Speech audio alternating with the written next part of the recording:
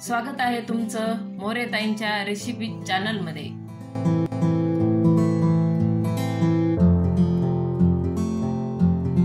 चला तर मग व्हिडिओमध्ये पुढे जाण्याआधी बेल आयकॉन दाबून चॅनलला सबस्क्राइब करा आणि सुरू करा मोरेताईंसोबत आजची ही चवदार रेसिपी बनवायला। चला तर मंडळी, आज एक नवीन रेसिपी बघणार आहेत, कैरीची डाळ। आता आपण त्याचे साहित्य बघून घेऊ। ही हरभऱ्याची डाळ मी 4 तास भिजत घातली होती, अशी छान भिजले। त्याच्यासाठी हिरवी मिरची घेतली, लसण, मीठ, जिरे आणि ही कैरी किसून घेतले। तर ही अशा प्रकारे एवढी कैरी होती, याची मी अर्धी कैरी घेतली। गोड आहे आणि जास्त आंबट असेल तर अर्धीच्या कमी घाला। आता फोडणीचं साहित्य बघून घेऊ।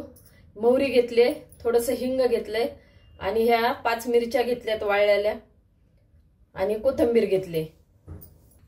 आता आपण याचं वाटण वाटून घेऊ।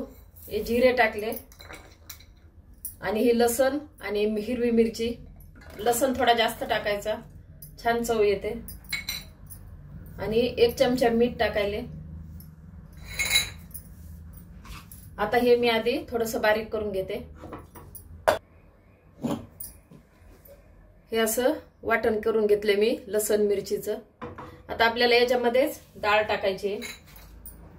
ही डाळ भिजल्यानंतर चांगली कोरडी करून, म्हणजे थोडंसंही पाणी नाही पाहिजे याच्यामध्ये, नाही तर वल्ली डाळ होते आपली। एकदम असं चाळणीत काढून थोडी निथरून द्यायची आणि मग डाळ त्याच्यामध्ये घ्यायची आपल्याला वापरायला। आता या डाळीला मी फिरून घेते।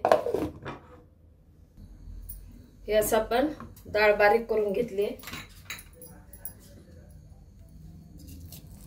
आणि जास्त अशी पेस्ट नाही करायची, थोडी अशी आबडधोबडच चांगली चव लागते। तर हे अशा प्रकारे मी बारीक करून घेतले। आता काढून घेते।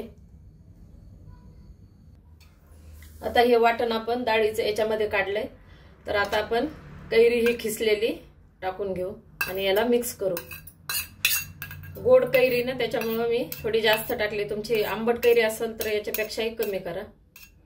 आणि डाळीत वाटली तरी चालते, पण हे खिस असं छान वाटतंय, मग मी असं केलंय आणि आता मिक्स करून घेते। हे असं मिक्स करून घेतलंय आता। तर आता याला आपण बाजूला ठेवून आपण फोडणी द्यायची ना, तर आता फोडणीची तयारी करू। तेल गरम झाले आपलं, आता मोहरी टाकू, मिरची,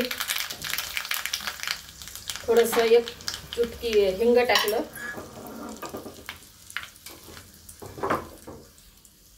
आता आपण कोथिंबीर टाकू आणि नंतर वरून फोडणी देणार आहे। फोडणी तयार आहे आपली।